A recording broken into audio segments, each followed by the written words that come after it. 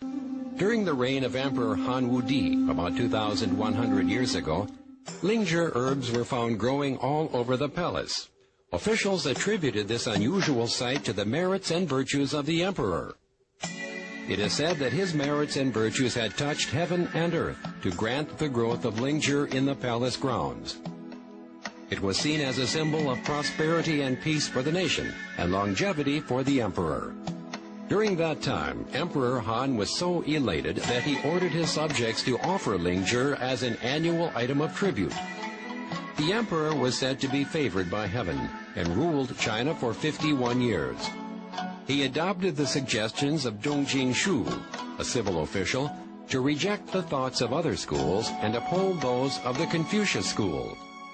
After that, Confucianism was officially named as the orthodox school of thought in the feudal society and was highly promoted by emperors and imperial officials. Confucius's influence continued for more than 1,000 years until the Ming Dynasty. Dong Jingshu focused on the interaction between heaven and man, considering that the actions of man also have effects on heaven. If the emperor is wise and kind, heaven will show auspicious signs. So if Lingzhi is found in the palace, it means the emperor has moral integrity, which will bring about peace and prosperity, and he will thus rule as long as possible.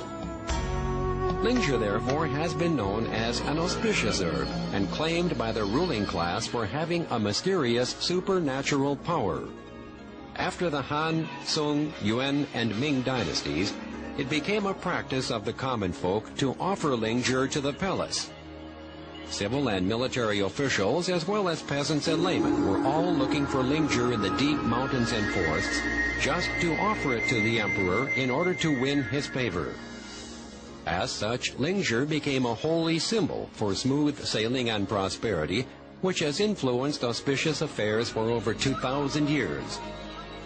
In the historical records, the capitals of the dynasties such as Han, Tang, Sung, Yuan, and Ming were mostly in the northern region like Xi'an, Kaifeng, and Beijing.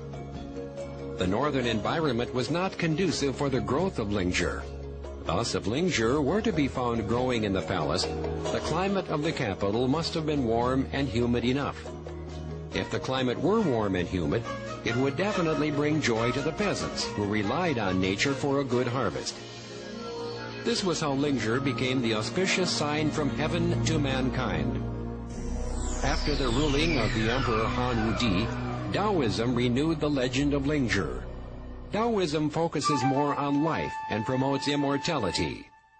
Taoists believed that through practice and frequent consumption of Lingzhi, one could attain immortality.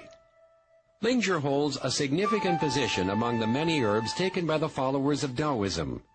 And as Lingzhi is also known as a celestial herb, it became a symbol of immortality. The primary aim of Taoism was to obtain Lingzhi. However, Lingzhi was rare and difficult to find. The followers of Taoism did not believe in illusions, but instead tried hard to find ways of cultivating Lingzhi. This led to much research being done on Lingzhi in ancient times. In the medical encyclopedia, Ben Cao Guangmu, an ancient medical practitioner, Li Shizhen in the Ming Dynasty, classified Lingzhi as a superior herb and grouped it into 6 categories by its color and form, namely green, purple, red, yellow, white, and black Lingzhi.